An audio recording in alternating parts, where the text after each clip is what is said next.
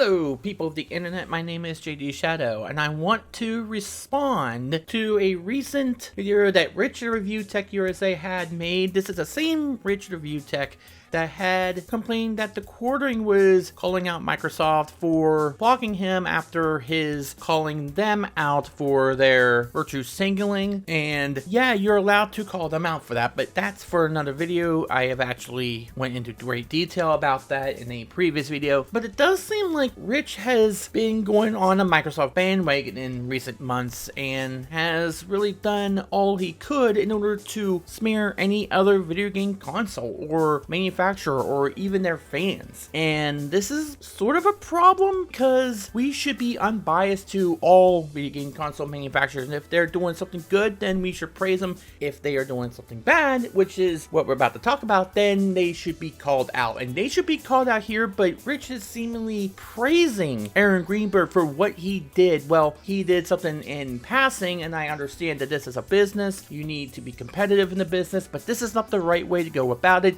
and it strikes in the heart of not only what the Bethesda deal did here, but also to why there might be a need for maybe the FTC to step in and to examine whether or not this particular deal was anti-consumer or not. Because in case you are not aware, in case you came out from under a rock, Microsoft bought Bethesda for billions of dollars. I don't know the exact number. I think it's going into the $7 billion mark in order to make Bethesda a quasi first-party developer. I say that because even though Microsoft does make games with the Xbox, they also have a tendency to release stuff also on PC, which maybe defeats the need for an Xbox Series X, which makes little sense to me, but I can understand that they're a PC company too. They were a computer company first, but still, if you want to move SKUs, if you want to move consoles, if you want to move units, then you would put stuff on Xbox and not on PC. That would be a more sensible reasoning, but again, I also understand the flip side of that. However, the news that Starfield was going to be a pure Microsoft exclusive and not go to PlayStation 5 had got some people a little bit miffed. Now, remember that there was a huge question as to whether or not stuff like Elder Scrolls or Doom were going to still be multi-platform. We don't know about that yet. We don't know about any of this. And if that ends up being a case where all of Bethesda's properties are going to be Microsoft exclusive, that's when I would say the FTC might want to step in here. And I don't know why they haven't yet. I don't know why they're not doing anything about this, because I can see this where companies, these console manufacturers, buy out actual huge companies.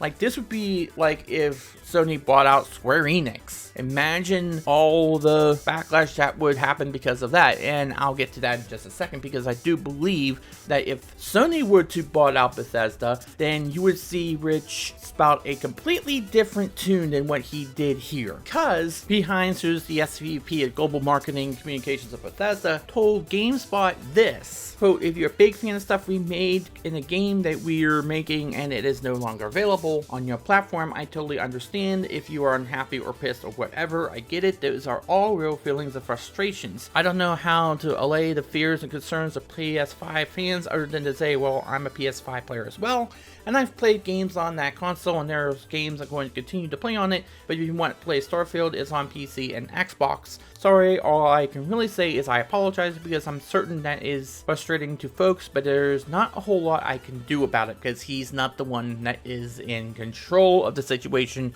Todd Howard is." And that one Todd Howard was asked by the Telegraph about if he had reservations about having to effectively choose a side, and he said, "Pick a side meaning PlayStation, if that's what you mean, well, a little bit. You don't ever want to leave people outright, but at the end of the day, your ability to focus and say, this is the game I want to make, these are the platforms I want to make it on, and being able to really lean in on those is going to make for a better product. And we're big believers in all of the avenues that Xbox and Microsoft are doing to get games to more people, whether that is the integration with the PC, which is huge for us, the cloud streaming and all those things. So I think it's about taking a long-term view, and our belief that those things are really fundamentally good, so we see it actually opening up more and more and more, so that people's ability to play our games via Game Pass and our things, their ability to play our games doesn't go down, it goes up dramatically. Now that was his take about the whole situation. However, Aaron Greenberg, who I've heard has said quite a few questionable things in the years he's been with Microsoft. Went on a Twitter Spaces chat with Pete Hines. I'm not quite sure what Twitter Spaces are. That's a new thing with me. I guess it's a video thing that they're making to counteract YouTube. I'm not sure if I'm correct in that though.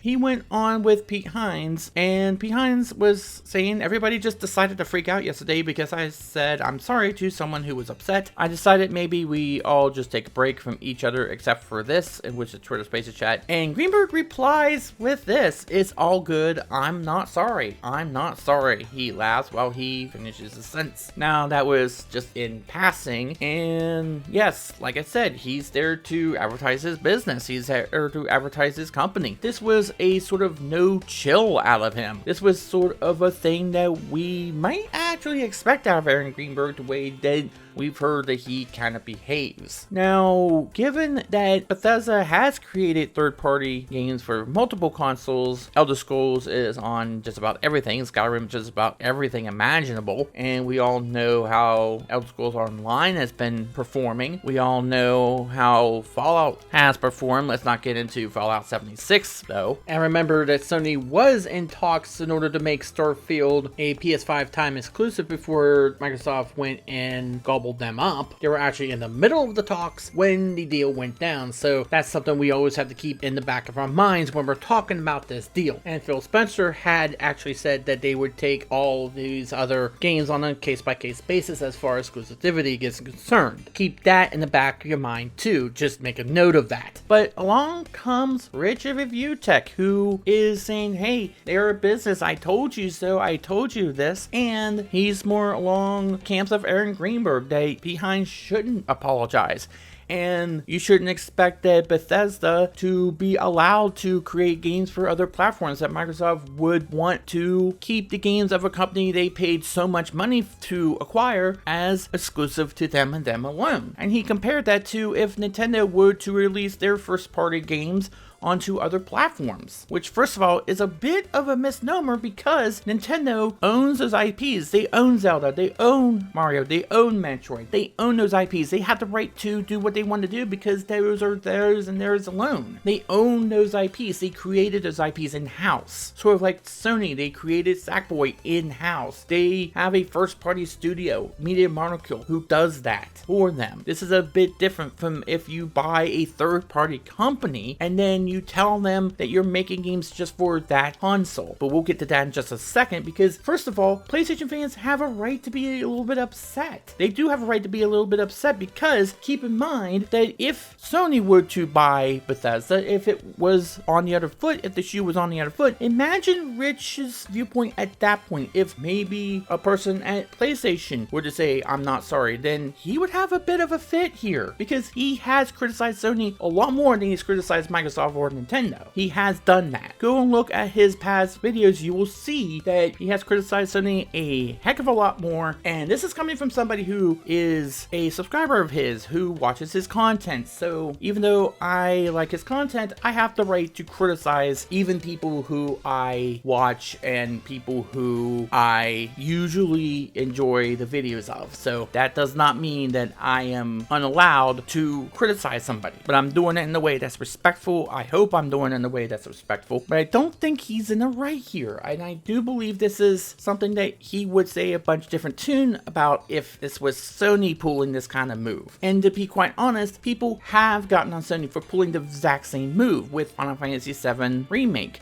They just think that Sony is giving money to Square Enix for keeping that exclusive. But the second that Bethesda is doing the same thing, all of a sudden it is completely rational. It's completely okay. Where's the double standard coming from here? And plus, keep in mind that they want to put these games on Game Pass. And that would be a Microsoft exclusive, only there have been rumors that the Nintendo Switch might receive Game Pass. Those rumors are still going on right now. And you can take the rumors as you will with a grain of salt. wherewithal or with complete believability that this is something that might happen. The fact of the matter is that neither party is saying that they're denying those rumors, that they're denying any of it, and that means there might be something there. So if they're willing to put Game Pass, which might include Bethesda games, on a Nintendo console, does that mean that Starfield might be a part of Game Pass, and because Starfield is part of Game Pass, it might end up on a Nintendo console? You see how this is starting to work out. If Starfield's going to be on Game Pass and Game Pass goes on Nintendo consoles, where does that leave PlayStation? Where does that leave Sony in the deal? Where does that take this conversation? These are all different things that you have to consider when you're talking about these types of deals with these types of situations. If they only let certain games on Game Pass through to Nintendo's console, that might prove to be something else to talk about, assuming that the rumors are true. However, if that ends up being the case, that Nintendo gets Game Pass and Microsoft never even offers Sony this type of deal or something similar, then we know that Microsoft is actually playing hardball with Sony and Sony alone, which is unfair, which might get the FTC hopefully to say something about this, because if this becomes a precedent, if this becomes something in which we keep seeing Microsoft just buy out huge game companies like this in order to make everything exclusive to them and them alone, then it might be a monopolizing situation. And I'm not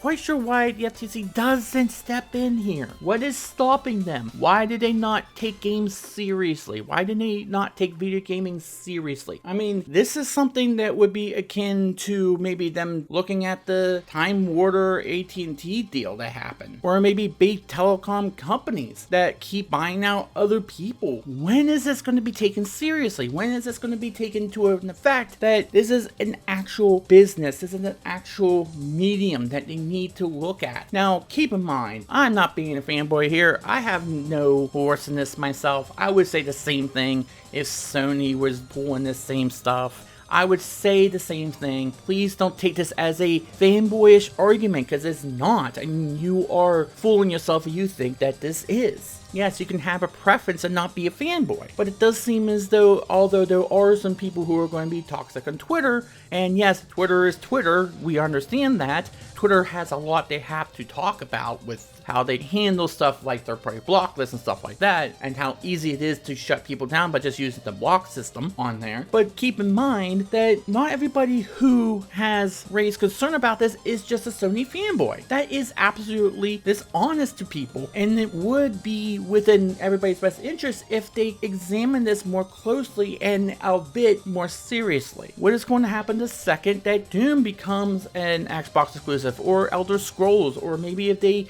stop service of ESO for the PlayStation consoles? What happens at that point? Do we say, okay, that's just business being business, or are we actually going to take it with a degree of seriousness? When does this stop? And if there were any other company that Microsoft tends to buy, is that going to be examined in a way that says, hey, we might want to look at this and see if they're just trying to monopolize the video game industry, or are we just going to say, hey, good job Microsoft, now people are going to get what they actually paid for? And I can't be the only person that's actually saying this. People who have much more subscribers than I do have to be the ones to actively say this, because the more that we get this out there, better of a chance this becomes mainstream. Unless, of course, the mainstream consensus is that this is a good deal. No, Aaron Greenberg should not have said anything here. And if he did insist on saying something, just say, hey, you know what? I understand the situation. I play games on that too, but I am looking out for my business as well. This is something that's good for all gamers.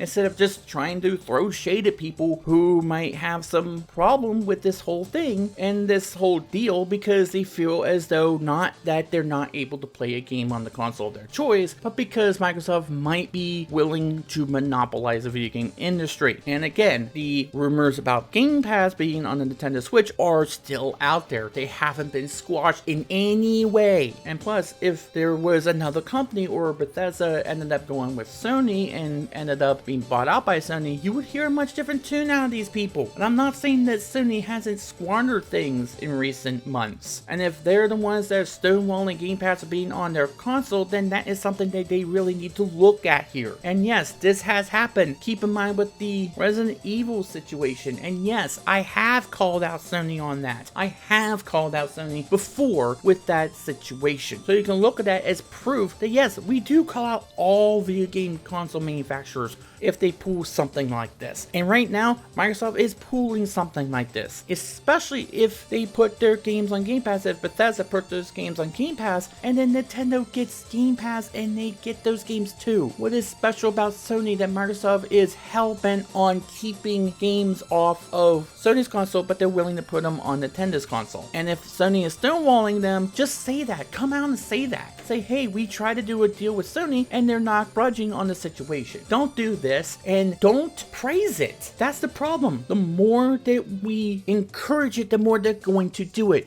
The more they throw shade at people, the more that these console manufacturers throw this kind of unapologetic, unforgiving shade at people, the more they will do it and the worse they will become. And the more animosity that will be delivered to them, and rightfully so. Although I do condemn those people who are throwing vitriolic statements at them, that doesn't mean that people who are calling them out should be included in that. That is unfair to them. That is unfair to those people who are trying to criticize video game companies and console manufacturers for things like this, especially like this. And it does not help people if other YouTube commentators and personalities praise people when they do crap like that. And if you want an apology for me calling people out like that, calling people out for throwing shade at people like that and to try to monopolize the video game industry, I got a couple of things to say to you. I'm not sorry. I'm not sorry. Because the responsibility of us is to look out for the consumer and to call out things that are anti-consumer, not to protect video game console manufacturers when they do things that are anti-consumer. And right now, this might be something we have to call out as anti-consumer. My name's Shady Shadow. That just happened.